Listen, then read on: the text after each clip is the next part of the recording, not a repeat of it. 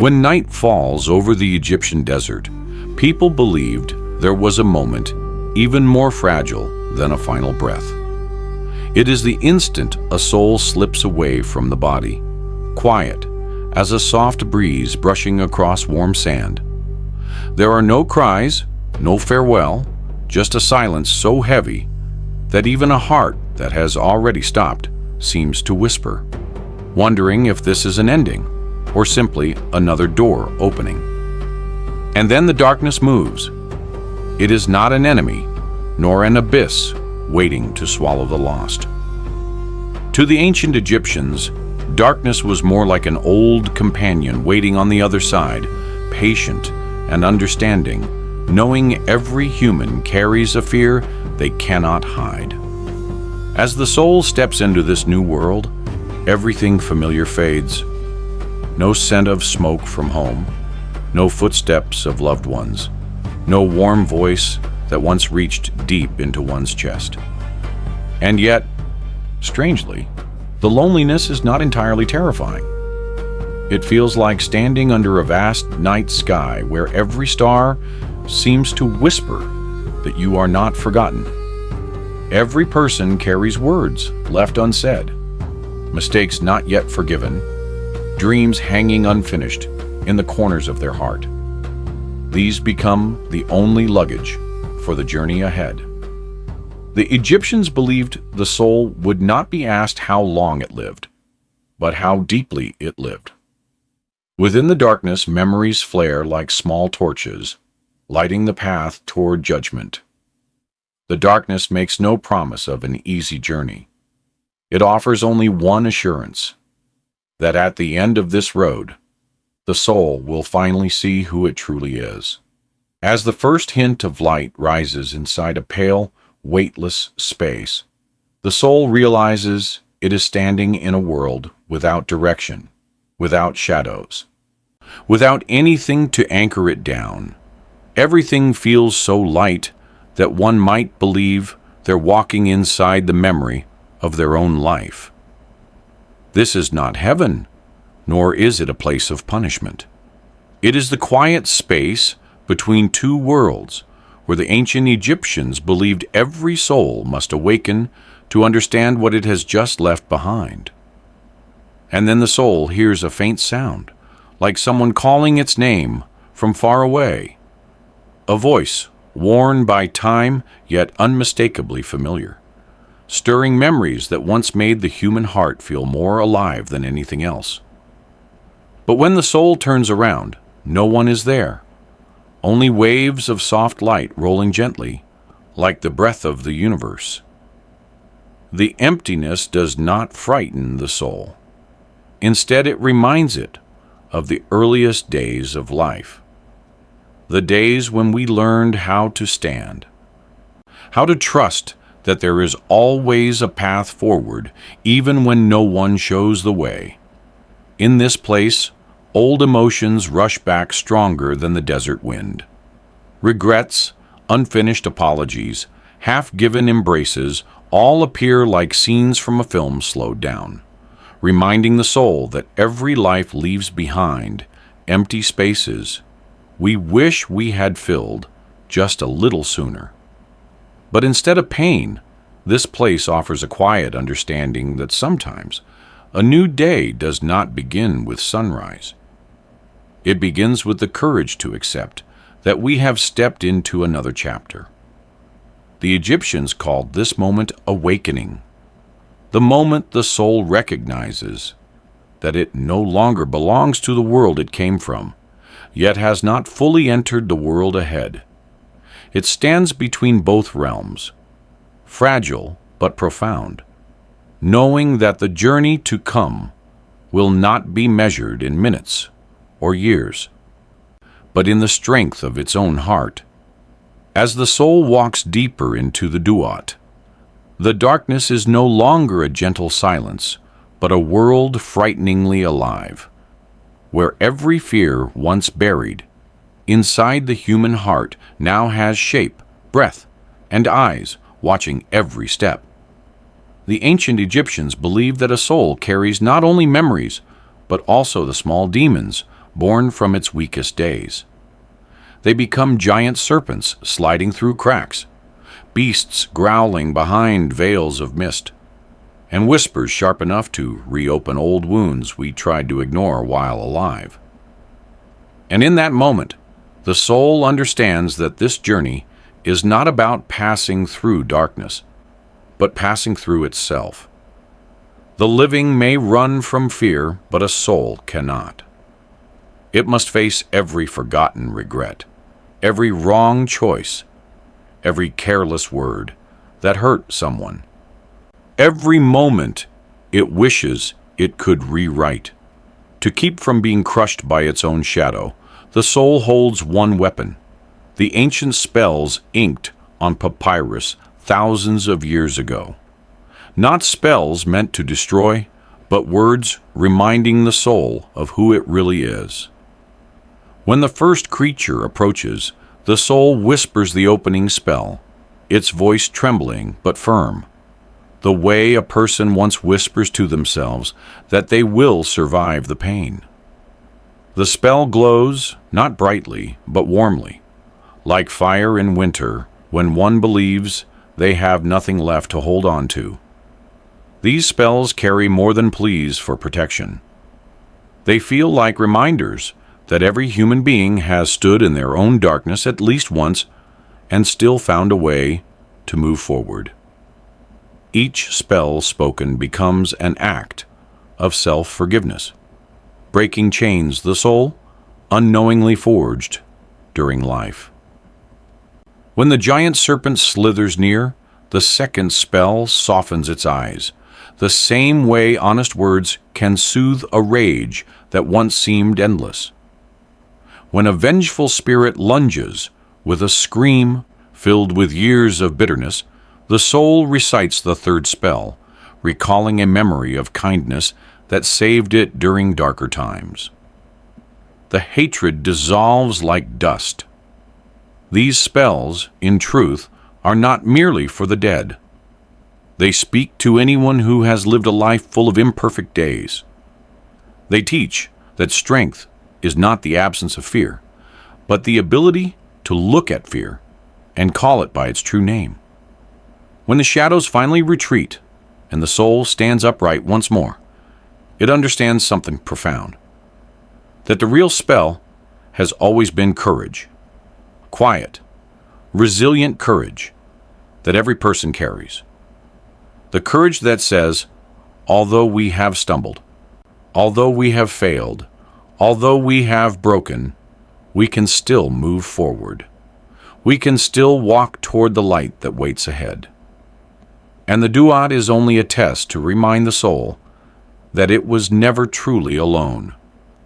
As the darkness fades and a soft blue-gold light rises, the soul steps into a grand hall so vast it seems to have no end. The air here feels different, neither cold nor warm, but filled with a sacred stillness that makes one instinctively stand straighter, as if entering a place where the meaning of humanity itself was shaped. The ancient Egyptians believed that if life is where humans meet each other, then the afterlife is where the soul meets the gods, not to beg for mercy, but to see itself reflected through their eyes. Ra appears first, his form glowing like the world's very first sunrise.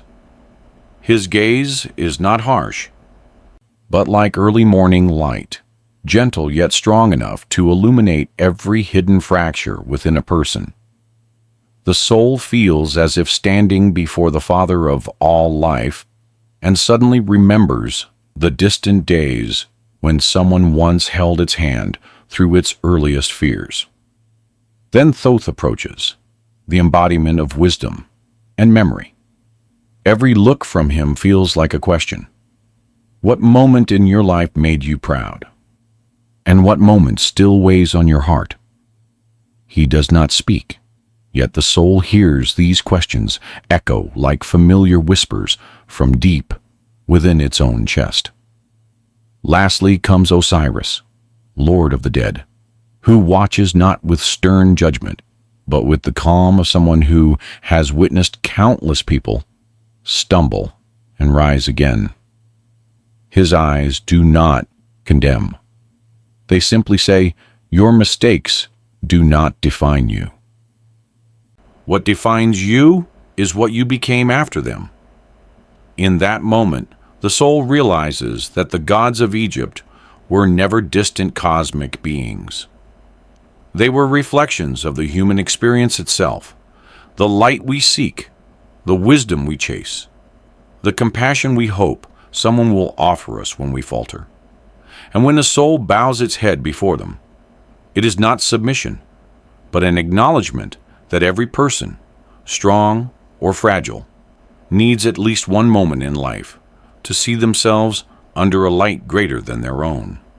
The hall of judgment is silent in a way that feels almost sacred, as if the entire universe is holding its breath. At the center of the room stands the great scale of Ma'at, its golden beam glowing softly in the dim light. This is the moment every soul fears, yet every soul must face. The ancient Egyptians believed that the heart carried everything a person ever was, every truth they spoke, every lie they hid, every kindness they offered, and every wound they caused. And now, all of it rests in the hands of the gods. Anubis guides the soul forward, not with force, but with the calm assurance of someone who has walked countless souls to this very spot. He places the heart on one side of the scale. On the other side lies the feather of Ma'at, the symbol of truth, balance, and the order that keeps the world from falling into chaos. For a long moment, nothing moves. The soul feels every memory rising up, every regret tightening like a knot. It is not afraid of punishment. What truly frightens it is the possibility of seeing itself clearly for the first time. Thoth stands nearby, ready to record the outcome, his face unreadable but not unkind. And Osiris watches from his throne, not as a judge eager to condemn, but as someone who understands the struggle of being human. Slowly, the scale begins to shift. The soul cannot look away. It remembers the mistakes it wished it could erase, the people it loved fiercely, the moments of courage that surprised even itself. In this instant, the soul understands something profound. This ceremony is not about perfection. It is about truth, about whether a heart has tried to live with honesty, love, and intention, even through failure. When the scale settles, whatever the result may be, a strange peace washes over the soul, because for the first time, it knows the truth of who it was and who it may still become beyond this moment. As the soul enters the hall of the 42 divine judges, it feels as though it is standing before the most honest reflections of its own life. None of the judges look angry or threatening. They simply observe, silently, like beings who have seen countless souls tremble when faced with truths they can no longer hide from. The ancient Egyptians believed that here, the soul was not required to prove perfection, only to prove that it had tried to live with goodness. And so, each declaration is not a rigid recitation, but a moment where the soul finally dares to speak honestly about itself. The soul stands tall, taking a long breath as if gathering every year of its life into a single heartbeat. It says it didn't take what was not its own, even though temptation had knocked more than once. It admits it did not intend to hurt others, even though its words had sometimes caused tears. It confesses it never betrayed love, even on days when the heart felt fragile and uncertain. It quietly states that it never killed another's dream, nor tried to suffocate its own hope. And so, the declarations continue, each one spoken not as an excuse, but as a reminder that every human being carries both light and shadow. What matters is whether we fought to keep the light alive. By the final declaration, the soul feels something unexpected. Relief. As if a weight it carried for an entire lifetime has finally been set down. The gods offer no praise, no warnings. They simply look upon the soul with a deep understanding, as if to say that everyone has stumbled. But the courage to face one's truth is what makes a soul worthy of moving forward. The path ahead grows darker, but the darkness no longer feels empty. It breathes. It shifts. And as the soul steps forward, 12 colossal gates rise from the shadows, each one carved with symbols older than memory itself. These are the 12 gates of night, the trials that no soul can avoid. The first gate opens with a sound like ancient stone waking from sleep. Beyond it lies a valley of whispers, every voice echoing the fears the soul tried to bury in life. Yet it walks through, knowing that fear loses its power the moment one listens to it. The second gate reveals a desert of regrets, hot and relentless. Memories appear like mirages, showing every moment the soul wished it could undo. But the heat does not burn. It teaches. It reminds the soul that regret only has meaning because one once cared deeply.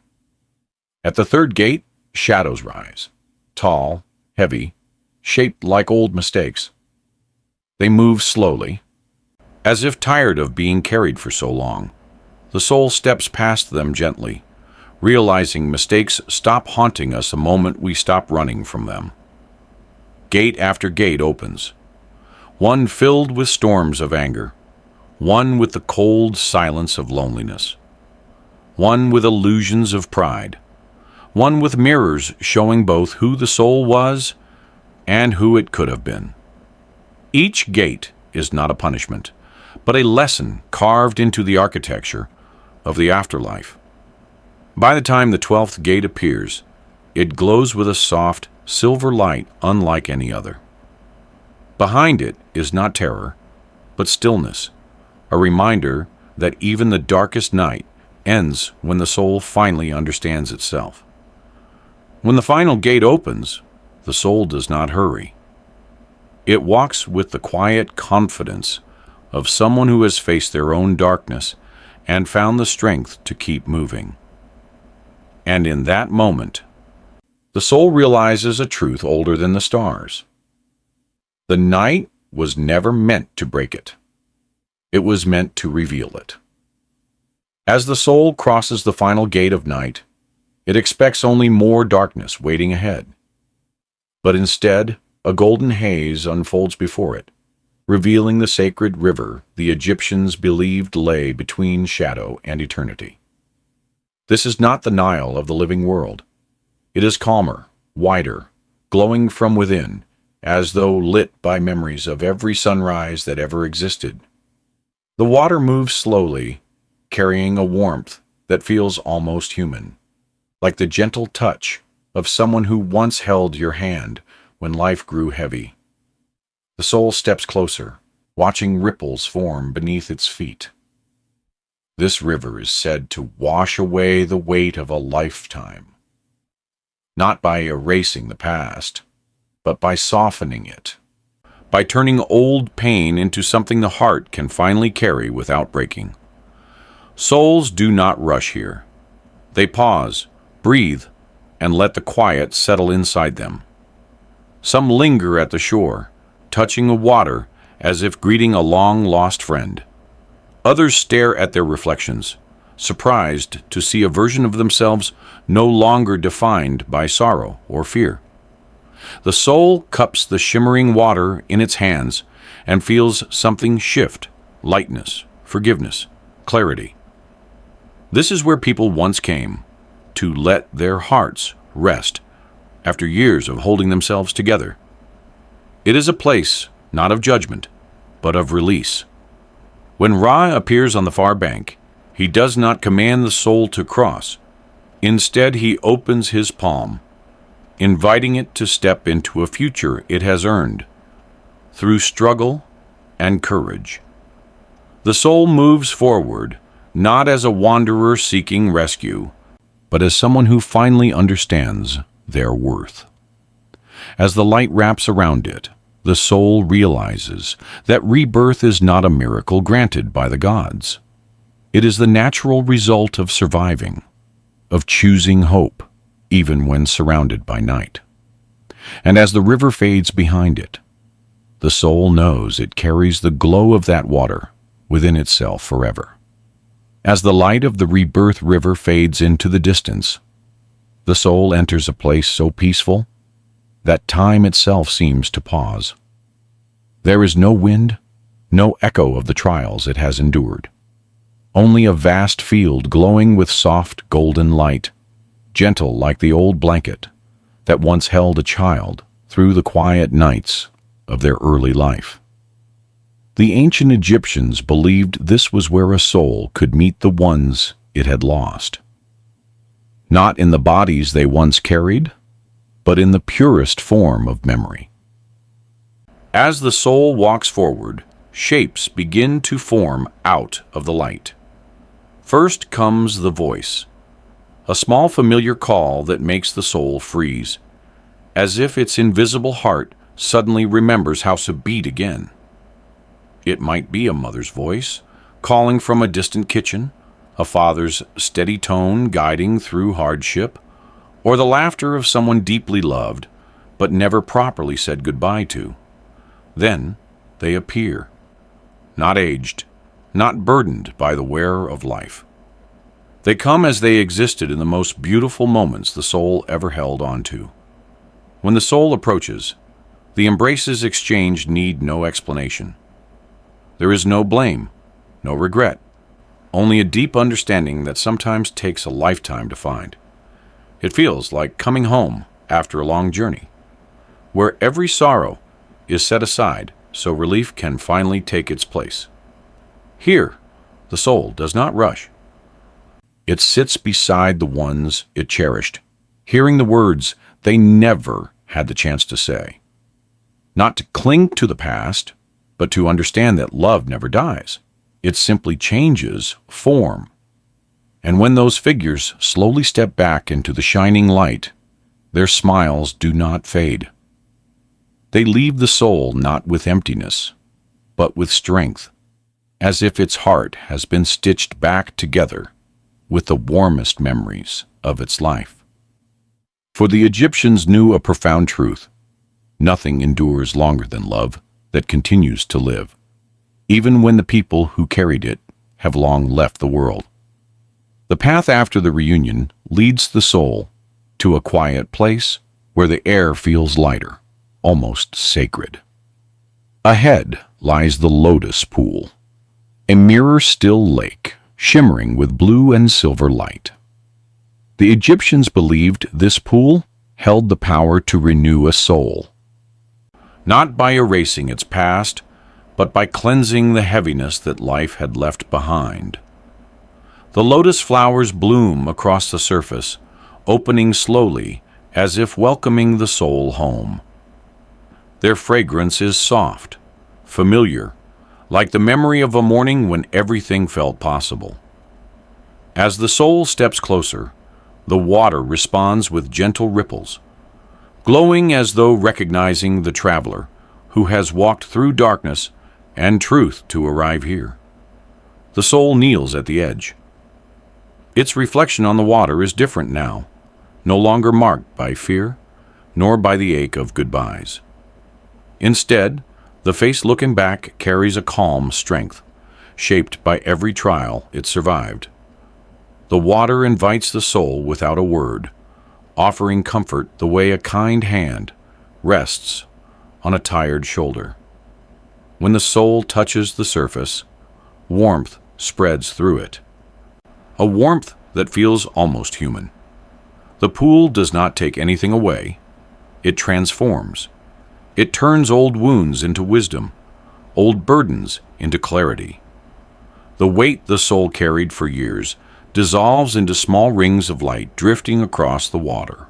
Some souls linger here, watching lotus petals drift, like small pieces of hope returning to them. Others wade deeper, letting the water wrap around them like a gentle promise that they are more than their past, more than their mistakes, more than the pain they once thought would define them. And when the soul finally rises from the pool, something about it glows. Not brightly, but quietly, like a lantern lit from within. It now understands that renewal is not becoming someone new, but remembering who it was before life made it forget. With its spirit lighter and its heart clear, the soul steps forward, ready for the final realms that await beyond the sacred lotus bloom. Beyond the lotus pool, the air begins to warm, carrying a soft breeze that feels strangely familiar, like the warmth of a memory you once held close. As the soul walks forward, the landscape opens into a vast golden field, stretching endlessly beneath a pale, comforting sky. This is the field of eternal peace. Aru, the Egyptian vision of paradise. Not a palace of gold, not a throne of glory, but a place that feels unmistakably like home. The grasses sway gently in waves, brushing softly against the soul's legs, each movement glowing with sunlight. The scent of grain drifts through the air, warm and earthy, as if the land itself is breathing with quiet contentment. This is not a realm of idle rest. It is a place where souls live again, where work becomes joy, and where every action is touched with meaning rather than burden. The soul steps into the field and feels the earth respond beneath its feet. Here, there is no hunger, no fear, no exhaustion, only the simple, steady rhythm of a life restored. Fields stretch far in every direction, not as empty space, but as a promise that one's efforts, one's labor, one's love will always bear fruit in this eternal land. Some souls tend to the grain, harvesting not from obligation, but from a sense of belonging. Others walk through the fields with those they once lost, sharing stories that no longer carry pain. Laughter rises gently, mingling with the sway of wheat, creating a music that feels older than time. Every soul finds its own pace, its own joy, its own meaning. As the soul explores this endless field, it realizes something profound. Paradise, in the eyes of the ancient Egyptians, was not about escape. It was about return. Returning to simplicity, to purpose, to community, to love without fear of loss. Aru is the world as it should have been, a world where peace is not an accident but a way of being. The soul stands in the golden light, the grain brushing softly around it, and for the first time since leaving its mortal body, it feels wholly, undeniably at peace. As the golden fields of Aru fade behind, the sky begins to shift. The soft blue deepens into a twilight purple, and the air hums with an ancient power. The soul feels the ground tremble lightly beneath its feet, like the heartbeat of the universe awakening. And then it sees it, rising over the horizon like a second sun, the legendary solar boat of Ra. Massive, radiant, carved from gold and celestial fire, the ship glides across the sky with the grace of something half divine, half eternal. Its hull burns with warm light, casting shimmering reflections across the heavens. This is not merely a vessel. It is the chariot that carries the sun through the hours of day and the dangers of night. To the Egyptians, joining this journey meant becoming part of the cosmic order itself. Ra stands at the prow, tall and luminous, his presence steady as the dawn. His eyes hold the kind of strength that comes not from power alone, but from bearing the weight of creation every single day. When he looks toward the soul, it is not as a god gazing at a lesser being, but as a leader welcoming a worthy companion. The soul steps onto the deck, feeling the wood, warm like sunlight, beneath its feet. Around it, divine beings prepare for the nightly voyage across the underworld, where chaos rises like a storm, and the serpent Apophis waits to devour the sun. Yet there is no fear here, only purpose, only resolve. As the boat begins to move, the sky opens into a vast sea of stars.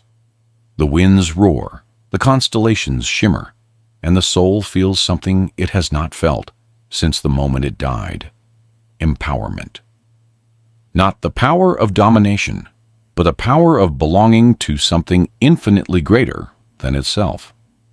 Side by side with Ra, the soul learns that light is not a gift, but a responsibility. Fought for every night, reborn every dawn. And in that eternal battle, the soul finally understands the true meaning of courage. Not the absence of darkness, but the willingness to rise against it, again and again. The solar boat slows as it approaches a realm unlike any the soul has seen. The sky dims into a quiet silver, and the stars gather close, as though witnessing the final chapter of a long story. Ahead stands a lone hall carved from pure light, its walls shifting like memories, rising to the surface. This is the Chamber of Names, where every soul learns its truth. Inside, the air is still, so still that the soul can hear its own rhythm, steady and calm. At the center stands Thoth, keeper of knowledge, his form glowing with a serene brilliance. He holds a tablet of polished stone, blank yet impossibly heavy with meaning. When the soul enters, he does not speak. He simply watches, waiting for the soul to understand why it has been called here. The soul steps closer, feeling the weight of its entire life gathering around it. Not as a burden, but as a presence. Every joy, every mistake, every act of courage, every moment of fear, all of it stands with the soul, silent companions at the edge of eternity. Thoth finally raises his hand. His voice, when it comes, is gentle yet absolute. What is your true name? Not the name given at birth, not the name used in life, but the name forged by choices, shaped by love, tempered by loss. The name that reflects who the soul has truly become. For a moment, the soul hesitates. Then slowly, with a clarity it has never known, it speaks. The hall brightens, the tablet glows. And the name, its real name, etches itself into the stone in lines of living light. In that moment, the soul understands. One's true name is not a word. It is the sum of every moment one chose to be more than their fear. It is the echo of kindness, the shadow of sacrifice, the quiet strength found after breaking. Thoth nods, not in judgment, but in recognition. The hall opens behind him, revealing an endless horizon of golden dawn. The soul steps forward, carrying its true name like a flame that will never fade. At last, the journey is complete. Not because it has ended, but because the soul finally knows who it is.